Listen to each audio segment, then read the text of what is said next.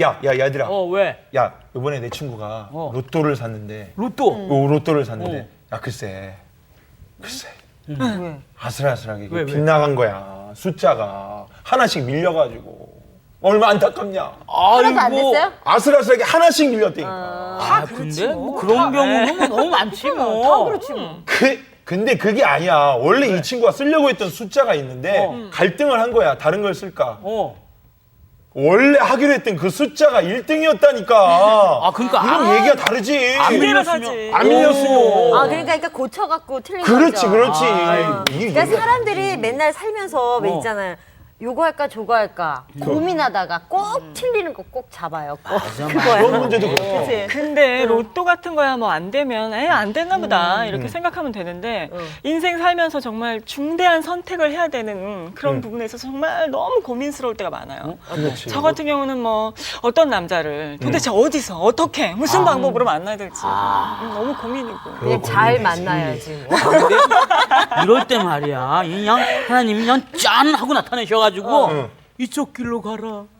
그럼 얼마나 좋아. 완전 산신이야. 그냥 그렇다는 거지. 저기 아이. 전화기 대드릴게요. 이렇게 해서 전화기? 전화를 여보세요? 하세요. 하나님께. 예. 아니 근데 뭘 전화하고 그래. 우리가 지금 하는 이 성수학당 이 공부가 하나님과 통화하는 거야. 뭘 뭐 어떻게 생각해? 말 잘한다. 114 안내원도 계시잖아. 그래? 080 수신자부단도 있고. 그러기 위해서 우리 안내원을 한번 불러볼까? 그럴까? 네. 쌩!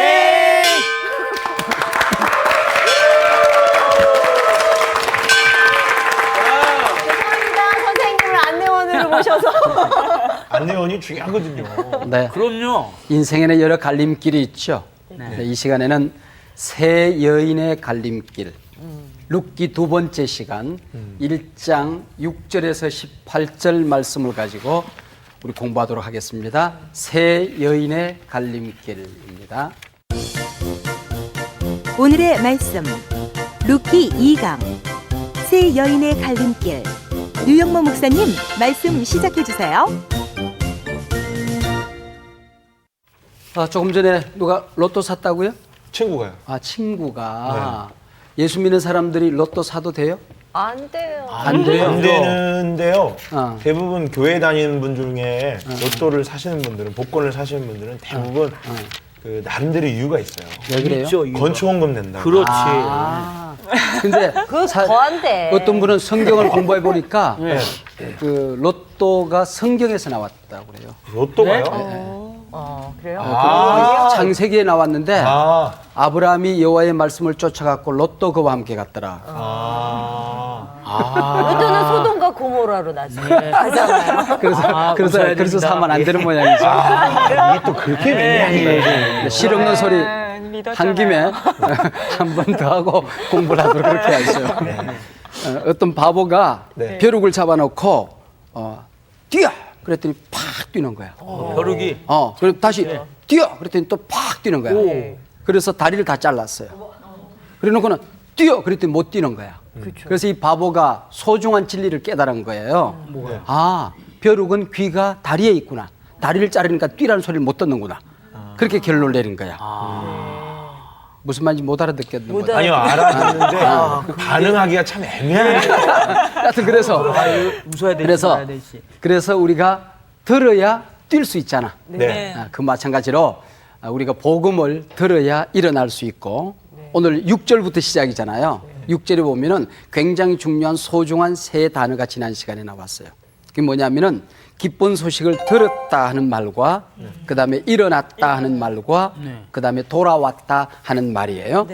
그래서 이 나오미 가족이 고향에서 들려온 기쁜 소식을 듣고 돌아오는 이야기부터 오늘 본문이 시작이 되어져요. 우리가 지난 시간에 공부한 내용을 잠깐 살펴보면 베들레헴의 이 떡집에 흉년이 들었어요. 그래서 엘리멜렉이라는 사람이 아내와 두 아들을 데리고 모압으로 잠깐 양식을 얻으러 가.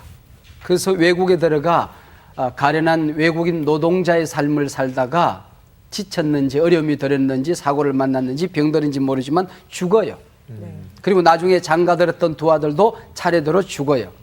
그리고 1장 앞부분에 보면은 세 여인이 불쌍하게 이 땅에 남았더라는 말이 강조되고 있거든요. 네. 이 여인들이 어느 날 고국 베들레헴에서 하나님이 그들을 돌보시기 시작했고 그들에게 양식을 주셨다는 기쁜 소식을 듣고 돌아오는 이야기예요.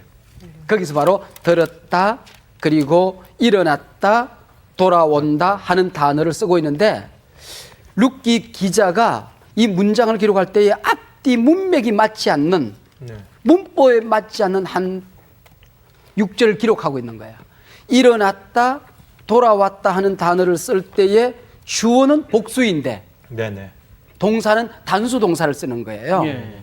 그 왜 그런가 했더니 지금 나오미와 두 며느리가 일어나서 돌아오는 과정 속에 분명히 사람은 셋인데 몸은 셋인데 하나인 것처럼 한 마음 한 뜻이 되어서 돌아온다 하는 그런 의미를 가지고 있어요. 뿐만 아니라 또 가만히 생각해 보면 정작 일어나서 돌아와야 될 사람은 나오미와 두 며느리 이방 여인 가운데에 나오미 한 사람밖에 없잖아. 네네. 베들레헴을 떠났던 사람은 나오미 혼자거든. 그러니까 이 두 며느리는 돌아오는 자가 아니야. 돌아올 수 있는 자도 아니야. 돌아온다고 해서 이스라엘 백성이 될 수 있는 자도 아니야. 그것은 무슨 얘기냐면은 그들이 돌아오려고 하면은 하나님의 무조건적인 용납과 무조건적인 용서와 무조건적인 받아주심이 없으면 룻과 그 며느리들은 돌아올 수가 없는 거예요. 그래서 돌아올 사람은 나오미밖에 없는 거야. 룻기의 저자는 문법이 맞지 않는 이 단어를 통해서 이토록 신학적인 깊은 의미를 담고 싶었던 것이요. 그게 바로 6절의 말씀이에요. 자, 그 다음에 이제 7절에 우리가 넘어가서 보면 죽은 남편을 묻어놓고 세 여인이 서로 등을 기대고 살던 마을을 떠나야 했던 참으로 만감이 교차하는 그 상황을 뭐라고 7절에서 묘사하는 거 아니 있던 곳에서 나오고 그런 말을 쓰고 있어요. 있던 곳. 이 있던 곳이라고 하는 것은 온갖 미운정, 고운정이 다 묻어있는 곳이라는 뜻이잖아요. 사랑하는 남편의 시신을 거기에 묻어두었습니다. 아프고 쓰라린 추억이 남아있는 곳입니다. 더더구나 이 두 며느리에게 있어서 바로 이 있던 곳이라고 하는 이 모압 땅은 그곳에서 자신들이 태어나 어린 시절을 보냈고 소꿉놀이 친구들이 지금도 그 마을에 살고 있고 청소년 시절과 청년 시절을 보내야 했던 길거리에 자라는 나무 한 그루와 함께 자라면서 그 나무 한 그루도 모두가 친구가 되어졌던 길바닥에 굴러다니는 돌멩이 하나도 낯익은 친구처럼 그렇게 살아가던 바로 그 마을을 떠나게 되었다. 그렇게 얘기를 하고 있어요. 있던 곳에서 떠나. 그 얘기는 무슨 얘기냐면 아브라함이 갈대아 우로 친척과 아비의 집을 떠나는 약속을 하나 붙들고 하나님께서 주셨던 약속 하나를 달그랑 붙들고 떠났던 그런 이 신앙적인 결단에 버금가는 결단이거든요. 아브라함은 차라리 자기 가족과 함께 지금 떠나고 있지만은 이 두 자부들은 가족, 사랑하는 친구들을 모두 다 두고 자기 혼자 낯설고 물설고 언어가 다르고 종교와 모든 것이 다른 바로 자기들이 보면은 이 베들레헴이 이방 땅일 수 있거든. 그곳으로 지금 떠났다 그런 얘기를 가지고 있어요. 나오미는 청상이 된 두 며느리를 데리고 길을 가다가 생각해 보니 야 이거 참 두 자부에게 못할 짓이다 그런 생각이 드는 거야. 왜냐하면은 가보니 뭘 기다리는 게 있어야지 줄 게 있어야지 가난과 외로움과 고독한 삶 외에는 아무것도 없다는 것을 깨닫게 된 것입니다. 나오미 가족이 흉년을 피해 모압으로 갈 때에 이스라엘 백성들에게 있어서 땅은 하나님이 주신 것이기 때문에 그것은 절대로 팔아서는 아니 되는 거야. 그런데 이 어리석은 사람들이 땅을 다 팔고 떠났다는 것입니다. 땅을 남겨두고 떠났으면 가서 땅을 다시 차지할 수 있었을 텐데 땅을 다 팔고 떠났단 말이에요. 여기에 영적인 의미가 있는 것 같아. 우리가 이 땅에 살아가다 보면 약속의 땅이 우리에게도 있는 거거든. 팔지 말아야 될 땅이 우리에게도 있는 거야.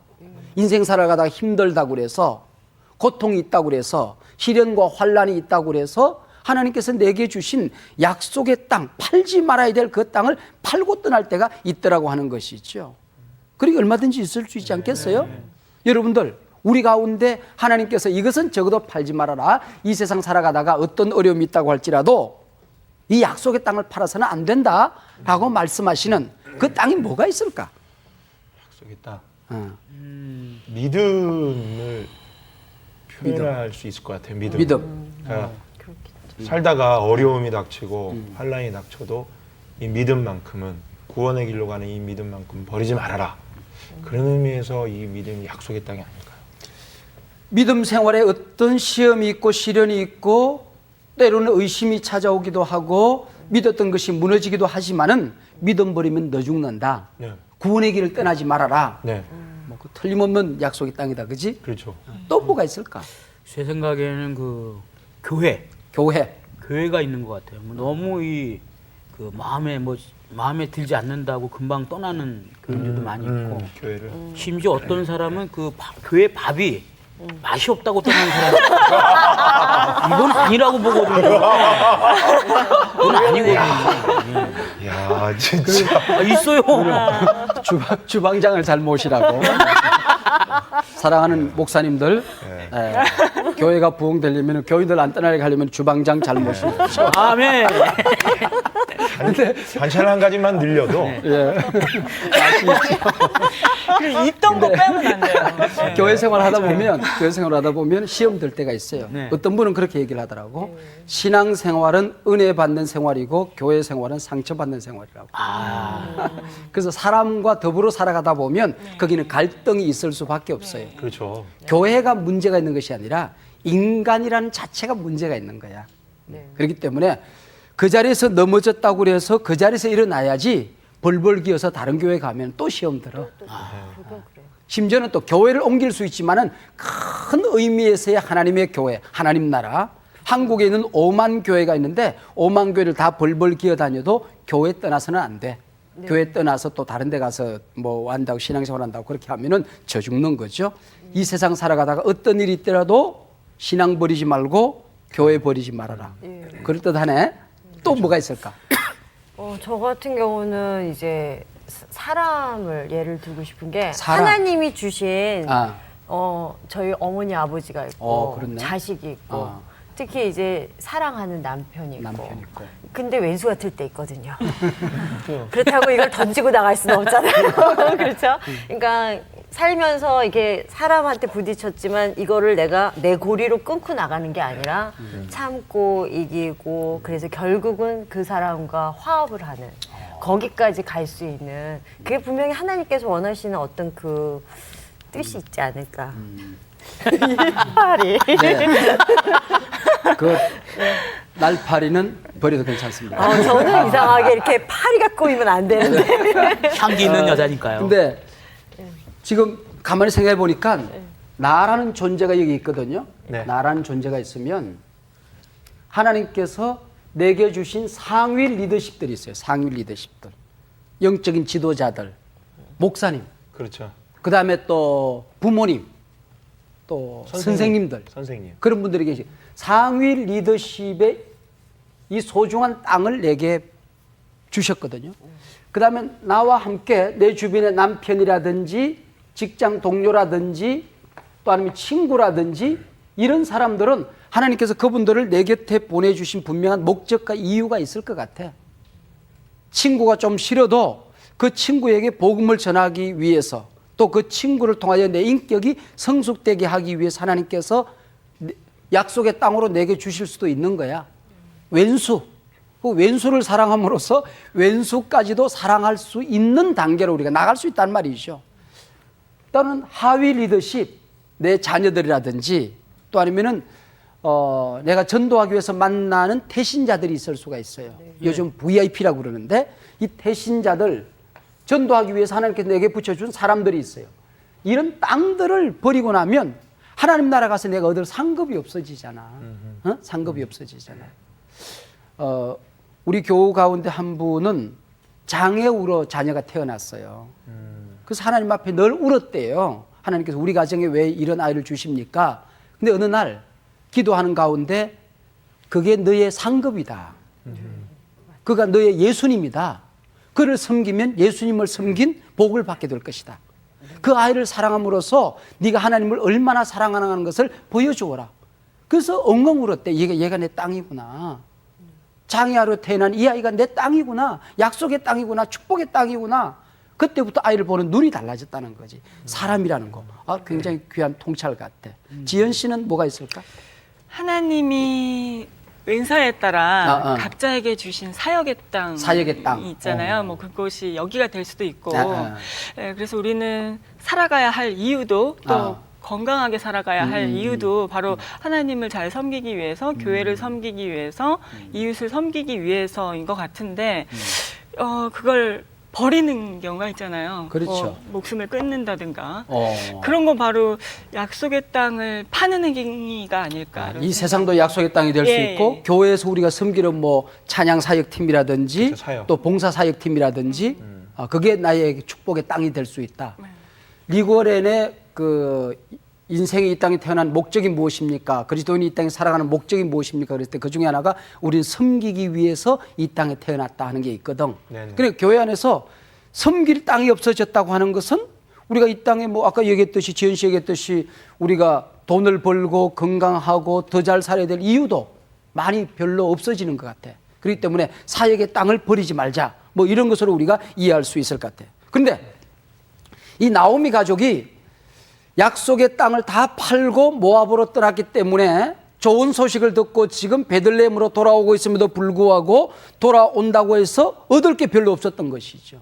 그래서 모압 국경에 서서 이 나오미가 두 며느리에게 어머니의 집으로 돌아가라 그렇게 얘기를 해요. 네가 돌아가봤자 그게 너에게 돌아오는 것은 냉대와 멸시와 천대와 외로움과 고독밖에 없다. 네가 나를 따르는 대가는 아무것도 없다. 그러니 너희들 돌아가라 그렇게 이야기를 해요. 그래서 보면 아가들아 어머니의 집으로 돌아가라. 그리고 좋은 남편 얻어서 사랑받고 행복하게 잘 살아야 된다. 너희들이 나를 선대한 것 같이, 이 선대란 말이 헤세드라고 지난번에 공부했죠. 너희들이 나에게 헤세드한 것처럼 하나님께서 너희들에게 헤세드하기를 원하노라 그렇게 이야기를 해요. 그런데 이렇게 이야기하는 과정 속에 성경에 난제가 또 하나 나오는데 그게 보면은 11절, 12절, 13절에 보면 어떤 말씀이 나오냐면 어머니의 집으로 돌아가라. 이제 11절에 그 앞부분에 보면 어머니의 집으로 돌아가라 그런 말이 나오는데 이 어머니의 집으로 돌아가라는 말에 대해서 신학적으로 굉장히 고민을 하시는 분들이 계셔.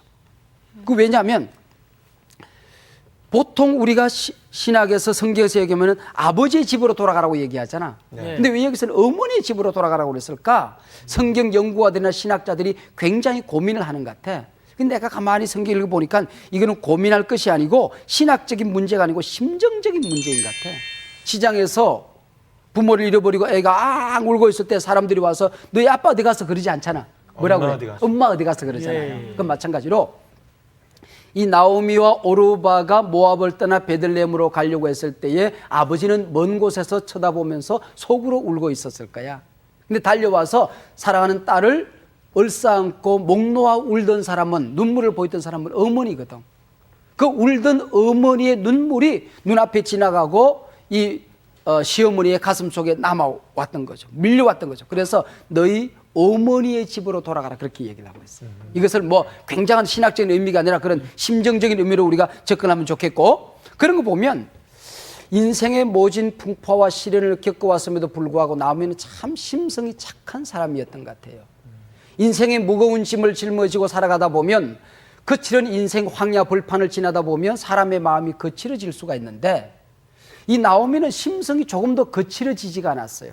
그래서 사람들을 먼저 배려하는 아름다운 마음, 나보다도 내 주변의 사람들을 먼저 그들을 세워줄 수 있는 아주 복된 심성을 잃지 않았다 하는 것을 우리가 알 수 있어요. 그때에 얼마나 이 사람이 간절하게 지금 돌아가라고 얘기했든지, 간절히가 뭔지 알죠? 간이 저리게 얘기한 게 아니에요. 그래서 며느리들도 간이 저리고 이제 시어머니도 간이 저리고 이제 목 놓아 울어요. 목 놓아 울어. 그래서 이 울음소리를 들었던지 이 세상에 상처 없는 새가 어디 있으랴라는 아름다운 시를 남긴 정채봉님의 시 가운데에 세상사라는 시가 있어요. 인생 살아가는 게 그런 건가 봐. 세상사에 보면은 그런 말, 시가 나옵니다. 울지마 울지마, 이 세상에 먼지 섞인 바람 먹고 살면서 울지 않고 다녀간 사람은 없어. 세상은 다 그런 거야. 울지 말라니까. 이런 시가 있어요. 네. 지금 아마 이 장면에 꼭 적당한 시가 아닌가 그렇게 생각을 하고 있어요. 자, 고국 땅 어머니의 집으로 돌아오면서 조금 전에 이제 다시 얘기하려고 하는데 앞으로 잠깐 설명하고 하는데 11절, 12절, 13절에 보면은 우리가 이해하기 어려운 난제 하나가 나와요. 이게 뭐라고 하냐면은 내 태중에 너희 남편 될 사람이 있느냐? 그리고 내가 지금 임신을 해서 아이를 낳는다고 하자. 그렇다고 해서 너희들이 그때까지 기다려줄 수 있겠느냐? 그렇죠. 라는 이상한 말을 해요. 이해가 잘 안 되잖아. 이게 무슨 얘기냐면은 그 당시에 과부가 되었다고 하는 것은 굉장한 비극이거든요. 더더구나 제가 한다는 것은 대단히 어려운 일이었습니다. 그래서 하나님께서 아마 임시적인지는 모르지만 신명기 25장 5절 6절에 보면 계대 결혼이라는 게 있어. 네? 계대 결혼. 계대? 계대 결혼. 계대 결혼은 뭐냐면은 대를 이어서 결혼한다는 건데 무슨 얘기냐면은 한 남편을 만나서 살다가 남편이 아이를 낳아주지 못하고 죽어가요. 네. 그러면 남편의 형제들 가운데 누구와 결혼해서 대를 이어갈 수 있도록 허락한 제도예요. 대개는 동생이랑 남편의 동생이랑 결혼하는 거죠. 권장할 만한 제도는 아닌데 그래도 이 당시에는 한시적으로 그런 제도가 있었던 것 같아요. 이 계대 결혼을 지금 설명하고 있다 하면 금방 성경 본문을 이해할 수가 있어요. 나오미가 며느리에게 자신을 따르는 신앙적인 결단에 대한 현실적인 보상이 아무것도 없다는 것을 설명했을 때에 갈림길에 서게 되는 거예요. 아까 여기서 뭐 결혼해야 되는데 갈림길, 복권의 숫자를 써야 되는데 갈림길이 있듯이 두 며느리가 갈림길에 서게 된 것입니다. 그런데 한 며느리인 오르바는 베들레헴으로 어머니를 따라가지 아니하고 자기 고향 어머니의 집 모압 땅으로 돌아가게 되는 것입니다. 현실적으로 대단히 지혜로운 판단이죠. 합리적인 판단이죠. 또 한편 자신이 시어머니에게 끝까지 따라가는 것이 큰 짐이 될 수 있고 부담이 될 수 있겠다 그렇게 생각한 것 같아. 그래서 자기 고향으로 돌아간 오르바를 비판할 수가 없어요. 그리고 시어머니도 이 며느리를 비판하지 않았어. 그리고 꼭 껴안고 함께 울어주었어요. 그러나 성경은 이 사실에 대해서 뭐라고 얘기하냐, 그게 중요할 것 아니에요. 네. 이 나오미의 입을 빌어서 성경이 15절에서 뭐라고 그랬냐면은 그는 자기 백성에게로 돌아간 것이었다. 그는 자기 신들에게로 돌아간 것이었다. 하나님의 백성이 되는 것을 거부하고 자기 옛 백성으로 돌아간 것이었고, 하나님을 버리고 자기 신들에게로, 쉽게 말하면 자기 귀신들이잖아요. 자기 신들에게로 돌아간 것이었다. 그렇게 평가하고 있어요. 그 앞절에도 보면 이 세 여인이 함께 목 놓아 울어요. 감정적인 무한한 이런 어떤 뭘 드러내요. 그러면서 뭐라고 그러냐면은 오르바는 그 시어머니에게 입맞추었다. 앞에 이 떠나면서 울었다는 것은 어떻게 보면 그냥 울은 것이 아니라 영원한 울음일 수 있다는 암시가 룻기에 담겨져 있어. 하나님을 배신하고 떠나는 오르바는 영원한 눈물의 땅으로 돌아갔다는 것이죠. 그리고 그 시어머니에게 입맞추고 떠나갔다는 얘기는 그것은 영원한 이별을 상징하는 기서였죠. 근데 그 다음 말이 참 재밌는 것은 그러나 룻은 그 시어머니를 붙쫓았더라, 그런 말이 있어요. 붙쫓았더라. 재밌는 말이죠. 오르바는 떠나갔어요. 오르바는 그렇게 성경 시야에서 사라졌습니다. 그 이후에 어떤 남편을 만났는지, 어떻게 잘 살았는지, 잘 먹었는지, 아이를 뭘 낳았는지 성경은 아무런 기록을 남겨주지 않아요. 무슨 얘기일까요? 하나님을 버리고 하나님의 약속의 땅을 버리고 떠나간 이 오르바에 대해서 전혀 관심이 없어요. 아무런 관심이 없어요. 자, 룻은 저 멀리 사라지는 동서의 등 뒤를 시어머니의 손을 꼭 잡고 눈물을 훔치며 지켜보았을 거예요. 한 사람이 떠나간 자리, 동서가 떠나간 자리를 자기가 채우려는 듯 어머니의 손을 꼭 잡고 어머니에게 찰싹 달라붙어 있어. 어머니에게 한순간도 떨어지지 않아. 앉을 때도 어머니를 함께 손 붙들고 앉고, 일어설 때도 팔 붙들고 일어서고, 길을 갈 때도 찰싹 달라붙어서 어머니와 함께 베들레헴으로 돌아오는 이 장면을 붙쫓았더라. 굉장히 우리말 번역에 참 재밌는 단어를 쓰고 있어요. 이 단어는 고유한 우리말이에요. 그러면서도 요즘 현대인들이 잘 쓰지 않는 단어잖아요. 붙쫓았다, 이 말이. 근데 성경에서도 잘 쓰지 않은 단어면서도 쓸 때마다 굉장한 의미를 가지고 사용되어지는 단어가 붙쫓다라는 단어예요. 이게 다바크라는 단어인데 히브리어로. 창세기 2장 24절에 보면은 남자와 여자가 그 부모를 떠나서 한 몸으로 합하여진다 그럴 때 다바크한다 그렇게 말해요. 한 몸이 되는 거예요. 한 몸으로 붙는 거예요. 그다음에 시편 63편에서 보면 하나님께서 자기 택한 백성들, 하나님의 구원받은 백성들을 어떤 어려움이 있어도 어떤 약점이 있어도 그들이 아무리 악해도 아무리 실수해도 아무리 처절하게 넘어져도 절대로 놓치지 않는 하나님의 힘 있는 손, 그걸 다바크라고 얘기해요. 다바크. 자문에서는 어떤 단어로 쓰여지냐면은 형제보다도 더 친밀한 관계, 밀접한 관계를 표현할 때에 다바크라는 단어를 쓰고 있어요. 그리고 하나님께서 우리에게 충성을 요구하는 신명기 10장 20절에서 보면은 너는 나를 다바크해라 그렇게 해요. 죽도록 충성하라는 얘기야. 그러면은 이 룻이 자기 시어머니를 붙쫓았다 이 말은 부부가 찰싹 달라붙은 것처럼 한 몸이 되어서 하나님이 그를 놓치지 않은 것처럼 그의 팔을 꼭 붙들고 친밀한, 형제보다도 더 친밀한 관계 속에서 그리고 죽도록 충성하는 결단을 가지고 지금 따라왔다 하는 이 단어를 쓰기 위해서 다바크, 붙쫓았다 하는 대단히 재미있는 단어를 쓰고 있다 그런 얘기죠. 그래서 거기 보면 룻기에서 룻은 계속해서 시어머니라고 부르지 않고 어머니라고 불러요. 그 다음에 이 시어머니 나오미는 계속해서 며느리 자부라고 부르지 않고 언제나 내 따라라고 부르고 있어요. 우리 일반적인 이미지의 시어머니 그랬을 때의 긍정적인 이미지보다는 부정적인 이미지가 참 많잖아요. 네. 그렇죠. 그리고 우리 속담을 내가 연구해 보니까 속담 가운데 시어머니와 관련된 속담이 굉장히 많이 있는데 별로 긍정적인 속담이 없더라고. 때리는 시어머니보다 며느리 말리는 뭐 시누이가 더 밉다든지, 며느리를 꾸중하고 싶을 때에 뭐 발 뒤꿈치가 달걀 같다고 나무란다 그런 말도 있고, 배지하는 애기 내일 낳으라고 다그친다 그런 말도 있고, 그다음에 또 어머니는 요람을 흔드나 시어머니는 가정을 흔든다 그런 말이 있어요. 너무 많이 조사하셨는데. 방금 그러신 것 속담이 있었나요? 속담이. 네. 마지막에 이제 영국 격담이 격언이기도 합니다만은 어떤 그 어머니가 아들 딸을 시집 보내서 그 아이들이 미국에 살고 있었어. 그래서 아들 딸이 엄마 아빠 모시고 한번 효도를 시켜드려야 되겠다 초청을 했어요. 공항에 나온 사람은 딸이야. 그래서 딸 집에 먼저 갔어. 딸 집에서 며칠 동안 지내는 가운데 아침에 일어난 아들이 부엌이 덜커덕인데 보니까 사위가 가서 밥을 하더래. 그래서 어머니랑 같이 앉아서 또 오손도손 얘기하는데 조용히 일어난 아들이 가서 설거지를 막 하더래야. 그리고 회사 갔다 오더니 아내의 속옷까지 다 챙겨가지고 빨래한다고 덜커덕 쿵쿵 그러더라는 거야. 너무너무 사위가 이뻐서 머리를 쓰다듬어주고 등을 만져주면서 아이고 귀한 내 사위 이쁘기도 하지. 그러고 이제 칭찬을 했어요. 며칠 있다가 아들네 집에 갔어. 아들네 집에 갔더니 아침에 일어났더니 뭐가 덜커덕 쿵쿵 아침에 일어나보니까 문 열어봤더니 아들이 아침마를 두르고 아침밥을 지우고 있더래. 속이 확 뒤집어지더래. 그렇지. 그리고 며느리는 늦게까지 밥을 꼭꼭 씹어 먹는데 설거지 한다고 그래서 또 덜커덕거리더래. 회사 갔다 오더니 또 빨래한다고 빨래통 돌리고 난리 법더래. 뚜껑이 팍 이러는데 참을 수가 없더래. 그래서 며느리를 불러다가 어디서 배운 버러장머리냐? 내 아들 이렇게 안 키웠다.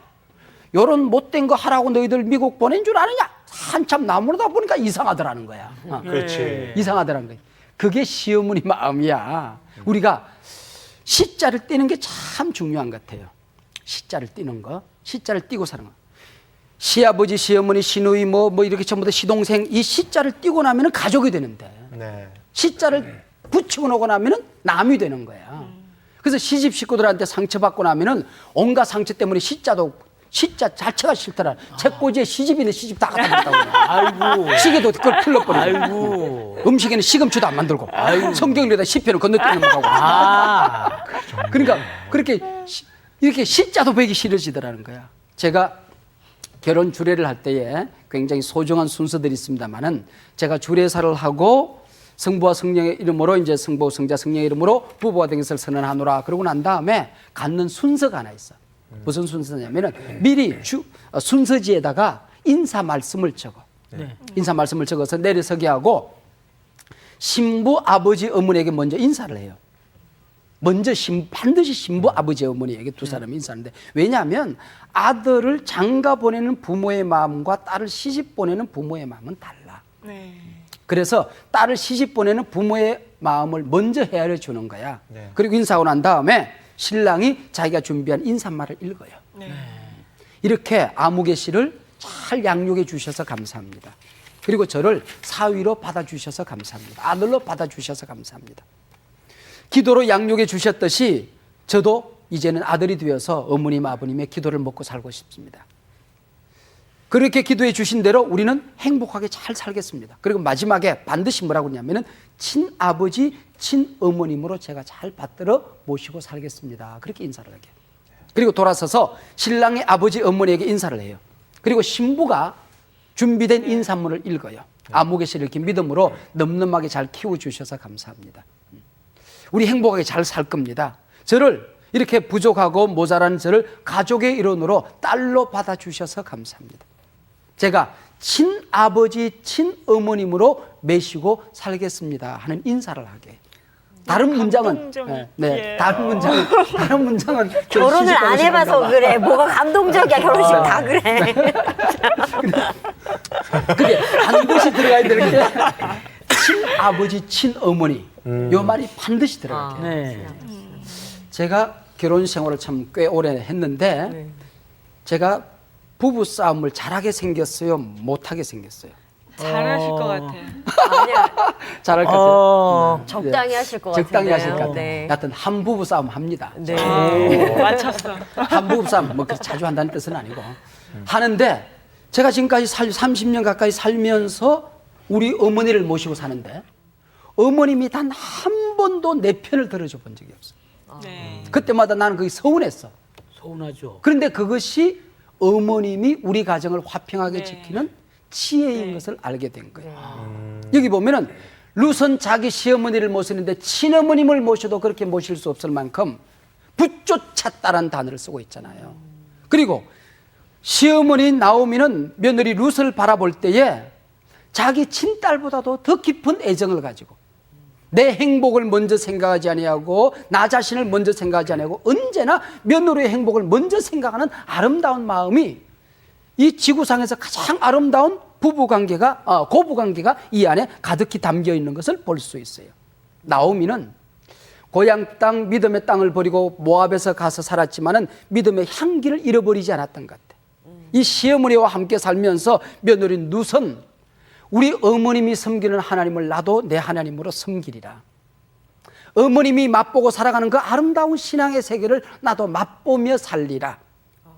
그리고 어머니의 백성의 한 일원이 되어서 살아가는 그 행복을 나는 놓치지 않으리라 하고 결단하는 거야. 룻도 좋은 남편 만나서 자식 낳고 사랑받으며 살고 싶은 마음이 있었겠지만은 모압으로 돌아가 모압 백성이 되고 하나님을 버리고 하나님의 백성을 버리고 돌아가는 것을 거부했어요. 일시적이고 현세적인 이 세상에서 누릴 수 있는 온갖 행복과 부귀 영화를 다 포기하고 때로는 가난과 냉대와 외로움이 있지만은 어머님이 섬기는 신앙을 내가 잃어버리지 않겠다 하는 결단을 가지고 지금 나아오고 있는 것을 볼 수 있어요. 그리고 돌아온 게 룻은요. 네. 그 나오미의 시어머니를 통해서 하나님을 알게 알게 되고 그러면 이제 예배도 알게 되고 알게 모든 되고. 걸 알았을 것이고 오르바도 마찬가지였을 거 아니에요. 하지만 오르바는 하나님을 알아도 다시 옛날로 돌아갔고 룻은 그러니까 저는 잠깐 이제 옛날에 오해했던 거는 룻이 단순히 이렇게 효부다라는 생각만 했었어요. 어릴 때 읽었을 때는. 근데 지금 생각하니까 하나님을 알았기 때문에 어머님을 쫓아간 것이 아닌가 그런 생각이 드는데요. 룻이 돌아오는 과정 속에서 룻이 돌아오는 과정 속에서 어머니 한 분을 앞에 세워놓고 연설을 해요. 내가 왜 어머니를 따라갈 수밖에 없는지, 내가 왜 모압으로 돌아갈 수 없는지를 연설하는데 인류 역사 가운데 이렇게 아름다운 연설이 있을 수가 없어. 거기는 화려한 문장도 없고 미사오기도 없어. 인류를 사랑하고 나라와 민족을 구하라는 거창한 얘기도 아니야. 내가 어머니를 따라가려고 하는 그 이유에 대한 단순한 신앙 고백인데 얼마나 멋진 그 연설이 나오냐면 16절, 여러분 가진 성경 17절인데 룻이 이르되 내게 어머니를 떠나며 어머니를 따르지 말고 돌아가라 강권하지 마옵소서. 어머니께서 가시는 곳에 나도 가고 어머니께서 머무시는 곳에서 나도 머물겠나이다. 어머니의 백성이 나의 백성이 되고 어머니 하나님이 나의 하나님이 되시리니 어머니께서 죽으시는 곳에서 나도 죽어 거기 묻힐 것이라.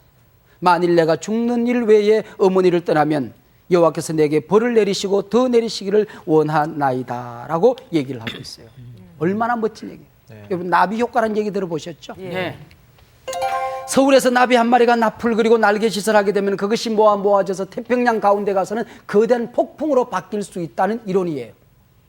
근데 지금 이 룻의 날개짓이, 이 신앙 고백이 얼마나 아름다운 날개짓이었는지 역사가 흘러간 다음에 모압 여인으로서 이스라엘 회중이 될 수 없는 이 여인이 당당히 하나님의 백성이 되고 다윗의 할머니가 되는가 하면 그 가문을 타고 예수님이 이 땅에 태어나게 된다 하는 것이죠.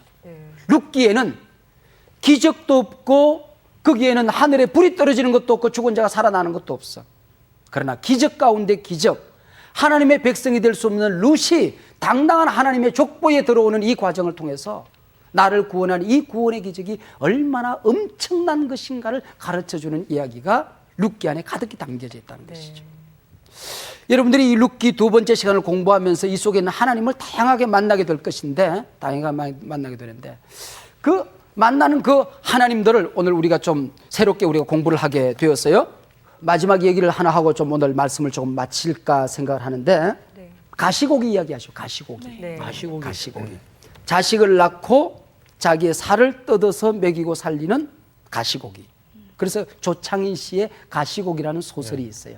거기 보면은 병든 아이를 살리고 자기가 죽어가는 아버지의 이야기야. 이 조창인 씨의 소설 가운데에 등대직이라는 또 다른 감동의 소설이 있어요. 거기 나오는 주인공은 재우라는 사람인데, 재우의 형은 너무나도 똑똑하고 잘났어. 이 자라면서 어머니가 그 형, 이 한 사람에게 너무 애정을 쏟아서 재우는 이 차별 사랑을 견딜 수가 없는 거야. 그 차별, 그 뭐라고 그래? 뭐래? 차별 대우. 야, 차별 대우라고 그래. 뭐라고 그래? 그런 걸 도무지 견딜 수가 없는 거야. 그래가지고 집을 나가, 어머니의 사랑을 느낄 수도 없고 그 차별 대우를 견딜 힘도 없고, 그래서 떠나서 등대지기가 돼. 어머니의 사랑을 독차지하고 살았던 재우의 형은 어머니가 치매에 걸렸을 때에 치매에 걸린 어머니를 동생 재우에게 맡겨놓고 이민을 떠나가요. 어머니의 사랑을 느껴본 적도 없고 어머니의 그 차별 대우를 견딜 수 없어서 집을 떠났던 아이가 똥오줌도 못 가리는 어머니를 맡아서 섬긴다는 것은 너무나도 어려운 일이었어요. 그래서 어느 날 폭우가 쏟아지는 날이었어요. 등대에 불이 나갔어. 등대를 밝히기 위해서 어머니, 제가 등대에 불이 나가서 가야 돼요. 그랬더니 치매에 걸린 이 어머니의 모성의 본능이었던지 흐느끼면서 재우야 가지마, 재우야 가지마 하고 재우를 불러요. 엄마 저 가야 돼요. 냉장고에 먹을 거 있어요. 배고프면 드세요. 그리고 올라가서 퓨즈를 연결을 하고 불을 막 넣는데 왁 하고 비명을 쓰러지고 죽어요. 감전이 되는 거죠. 온몸이 오그라들기 시작하고 내장은 타 들어가고 있었어요. 내장이 타 들어가고 있었어요. 아, 이렇게 내 인생이 끝장나는구나, 이렇게 죽는 것이구나 하고 신음을 하고 있는데 수백 계단을 오르는 한 사람이 보였어요. 어머니인 것을 알게 된 거예요. 어머니 오지 마세요. 어머니 오면 죽어요. 소리를 지르지만 힘이 없어. 그래서 어머니가 막 땀을 흘리고 올라오더니 재우를 이렇게 째려보면서 너 왜 밥 안 주고 여기 있어? 밥 줘! 그러는 거야. 예. 그러면서 치매 할머니니까 밥 줘! 그러면서 너 힘들지? 내가 살려줄게. 또 모성의 무서운 본능이 또 살아나는 거야. 그리고 무릎에 사랑하는 아들을 눕혀놓고 빗물을 받아서 이 아이에게, 자식에게 먹여요. 그때에 그 타들어가던 속이 얼마나 시원하는지 어머니의 사랑을 먹는, 어머니의 피를 먹는 충격을 이 아이가 받아요. 그 속에 있던 몸이 약해져서 얻었던 치매의 질병과 모성애가 무섭게 싸움을 하고 있는 거예요, 그 안에서. 그래서 옷을 벗어서 덮어주기도 하고 또 속옷을 막 벗더니 그것을 밖으로 내밀어서 물을 받아가지고 그 물을 받아서 그 자식에게 짜서 먹여주는 거야. 사흘 후에 구조대가 돌아왔을 때는 이미 어머니는 이 세상 사람이 아니었어요. 하반신을 잘 못 쓰는 그런 몸으로 이 땅에 살아가지만은 그것은 어머니의 사랑을 먹고 어머니의 생명을 먹고 자기가 살았다. 지금까지 한 번도 자기는 어머니의 사랑을 먹고 자라지 못했다고, 먹은 적이 없다고 자기가 느껴왔지만은 머리끝부터 발끝까지 온 어머니의 사랑이 자기 몸 안에 배어 있는 것을 알게 된 것입니다. 이거 룻기가 말하고 있는 바로 헤세드. 룻기가 말하고 있는 하나님의 선대하심, 인애, 은혜, 이게 바로 어머니의 마음이에요. 어머니의 마음. 이 어머니의 마음이 이 룻기서를 공부하는 가운데에 강물처럼 나한테 쫙 밀려오고 있어요. 이 룻기서를 공부하다 보면은 내 속에 죽었던 어머니의 마음, 바로 이 헤세드가 내 안에서 꿈틀리고 살아나는 것을 느껴야 돼요. 그리고 내가 몸담고 있는 사역의 장이든지 사람과의 관계든지 교회든지 또 아니면 믿음의 땅이든지 어디든지 바로 이 헤세드, 하나님의 어머니의 마음, 사랑이 내 속에서 나누어지도록, 약속의 땅이 되도록, 어머니의 땅이 되도록 그렇게 만들어가야 될 책임이 룻기를 공부하는 우리에게 있는 거예요. 헤세드. 하나님께서 이 땅에 남편이 죽고 자식이 죽고 외롭게 이 땅에 남겨진 나오미, 그리고 두 자부, 외로운 가부들. 그래서 1장의 문이 열리자마자 남았다고 하는, 남겨졌다고 하는, 세상 사람들로부터 버려졌다고 하는 단어가 강조되고 있잖아요. 세상은 그를 버렸지만 하나님은 그를 대신 받아주어요. 세상은 그를 놓았지만 하나님은 그를 붙들어요.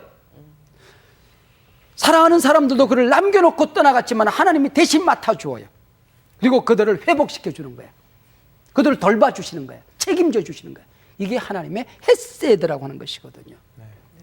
어머니가 외롭게 남겨진 며느리 룻을 내 몸보다도 더 사랑하는 거야. 내 행복보다도 더 사랑해요.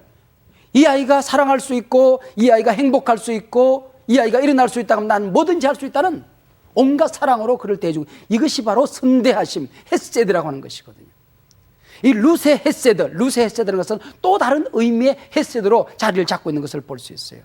그것은 내가 지금까지 룻을 자세히 읽지 않았을 때는 룻은 조그만하고 얼굴도 조그만하고 가냘편 그런 여인인 줄 알았는데 굉장히 강단이 간 끈질긴 집념이 가지고 있는, 어머니가 나를 돌려보내려면 차라리 나를 죽이십시오. 죽기 전에 나는 어머니 곁을 떠나지 않겠습니다 하는 끈질긴 사랑, 집념 어린 사랑, 바로 이 사랑으로 지금 룻이 자비하심으로 나타나게 있는 것입니다. 나타나고 있는.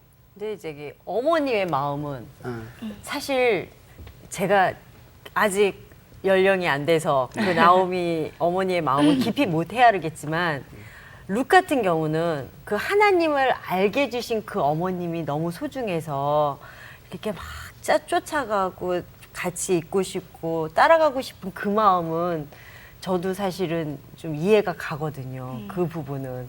그러니까 이 어떤 생각을 하면 이 룻이 이제 저도 이 많은 성경 중에 룻을 가장 드라마틱한 성경이라고 생각하는데, 이 룻이 정말 그 기대가 돼요. 그 어머니를 향해서 하나님과 함께 가는 그 여정이 되게 기대가 돼요. 예.